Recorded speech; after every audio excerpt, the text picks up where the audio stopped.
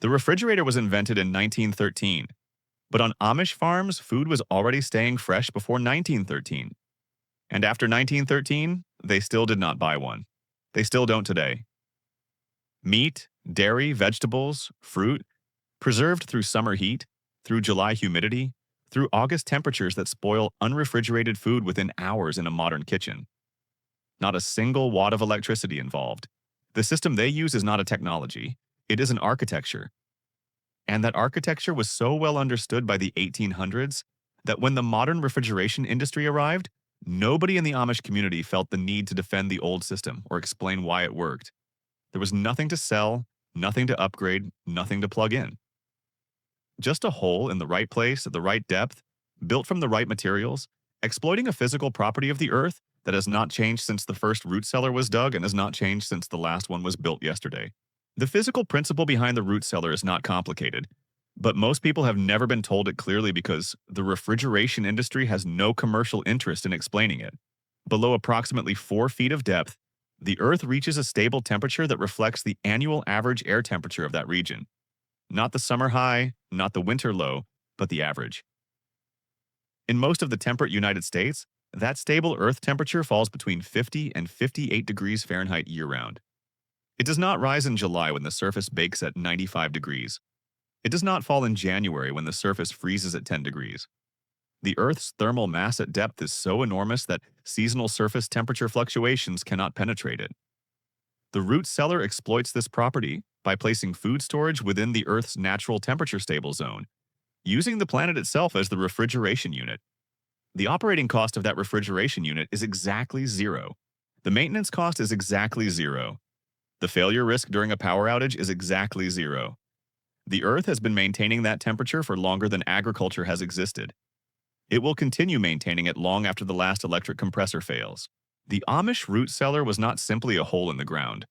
The placement, orientation, depth, drainage, ventilation, and wall construction were each determined by a specific physical requirement, and getting any one of them wrong produced a cellar that rotted food instead of preserving it.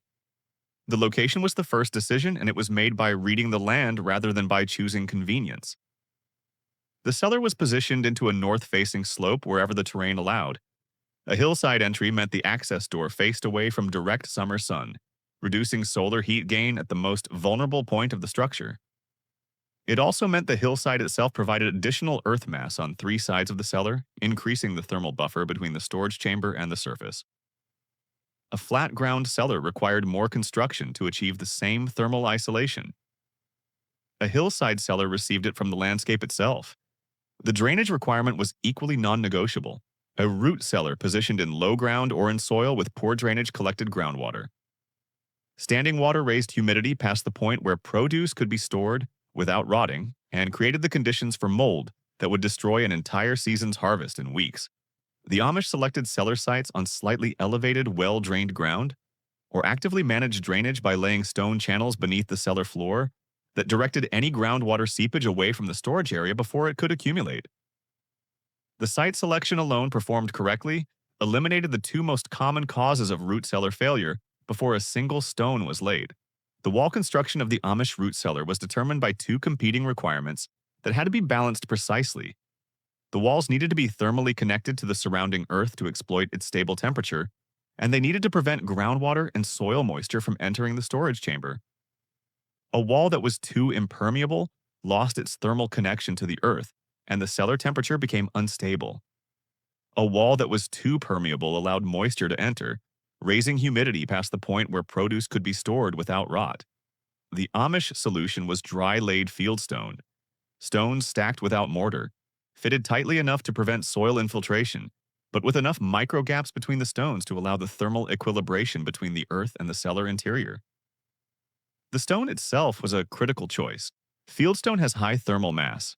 It absorbs the stable earth temperature and holds it, radiating that temperature into the cellar air, even when the door was opened repeatedly during summer harvest season.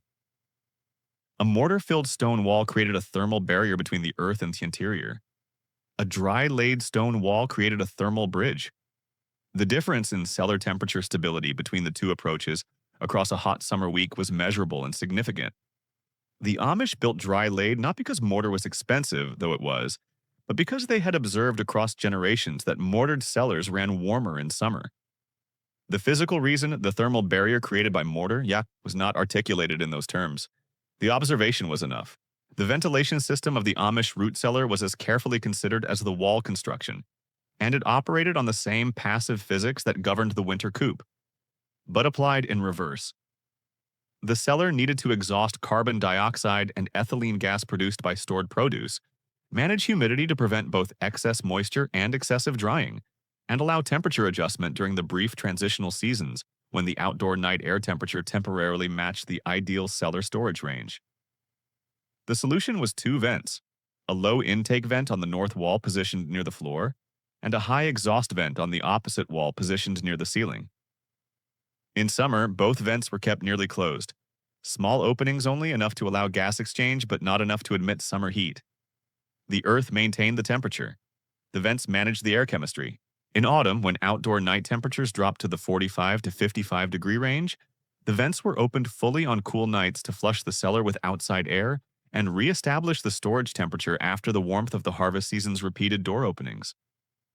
In winter, the vents were closed almost entirely to prevent freezing at the cellar's warmest point. The ceiling zone near the exhaust vent, where cold outside air could create a freeze risk for produce, stored above a certain height. Each seasonal adjustment was a single act, opening or closing a wooden shutter by hand. No thermostat, no sensor, no timer. Just a farmer who understood what each season required and acted on it. The storage arrangement inside the Amish root cellar was the final layer of the system, and it was managed with the same precision as the construction and ventilation. Modern food storage advice treats temperature as the single variable. The Amish understood that humidity, gas chemistry, and the biological compatibility of different produce types stored in the same space were equally critical. Apples, for example, produce ethylene gas as they ripen, a gas that accelerates the ripening and subsequent deterioration of every other produce item stored nearby. An Amish root cellar never stored apples beside potatoes or carrots. The apples were in barrels at one end of the cellar, ideally in a slightly cooler and more ventilated zone near the intake vent. The root vegetables were at the opposite end, in sand or straw, that maintained their moisture without allowing them to dry and shrivel. Cured meats and hard cheeses occupied the highest shelves, where the cellar air was driest and coolest. The ceiling zone, where moisture settled out and carbon dioxide accumulated, conditions that inhibited the surface molds that attack cured proteins. Dairy crocks were positioned directly against the north wall at floor level, where the stone maintained the closest contact with the Earth's stable temperature and the coolest zone of the cellar air collected. Each product was stored where the cellar's internal climate best matched its specific preservation requirements. The cellar was not a single undifferentiated storage space. It was a microclimate map, and every shelf position represented a specific combination of temperature, humidity, and gas chemistry that the Amish had worked out across generations of watching what stayed sound and what did not. The Amish root cellar was not preserved as a historical curiosity. It was preserved as a working system because it continued to outperform the alternatives available to a community that measures infrastructure by decades rather than by product cycles. A correctly built root cellar requires almost no ongoing maintenance. The stones do not corrode. The earth does not wear out. The wooden shutters need occasional replacement. The drainage channels need occasional clearing. A well-built cellar from the 1840s, maintained at that level of minimal attention, is still functional today, and several are. The modern refrigerator, by contrast, has an expected service life of 10 to 15 years before compressor failure, refrigerant loss, or electronic control failure renders it uneconomical to repair. Over the span of a single human lifetime, a family that relies on a refrigerator will purchase 5 or 6 of them. A family that built a root cellar in 1850 and maintained it has purchased none. The economics of that comparison are not subtle. They are not close. They require the modern consumer to confront the possibility that the most expensive way to keep food cold is also the most recent way, and that the oldest way, the one that requires understanding the earth rather than purchasing a compressor, is both cheaper and more durable by every metric that matters across a lifetime of use. The refrigeration industry has never had a commercial interest in making that comparison visible.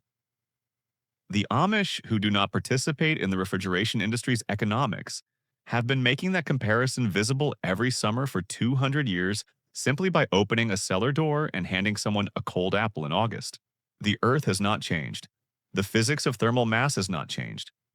The stable temperature at 8 feet of depth in temperate North America has not changed.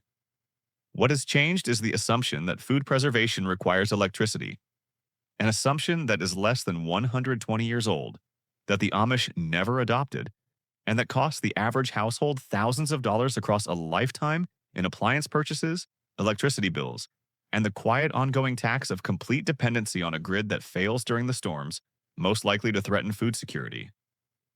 The root cellar is not a primitive solution to a modern problem. It is an advanced solution to a permanent problem, the problem of keeping food stable through temperature extremes, that was refined over centuries before a simpler to sell alternative arrived and replaced it in the popular imagination.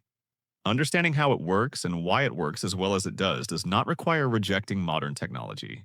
It requires recognizing that the Earth was already a refrigerator before anyone manufactured one, and that the Amish decision to keep using it was not a failure to modernize.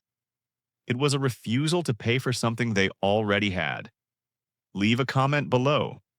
Have you ever used a root cellar, or does your property have the conditions to build one? Tell me your region and your terrain. If this breakdown gave you a clearer picture of how passive food preservation actually functions at the architectural and physical level, subscribe. There is more engineering like this where it came from,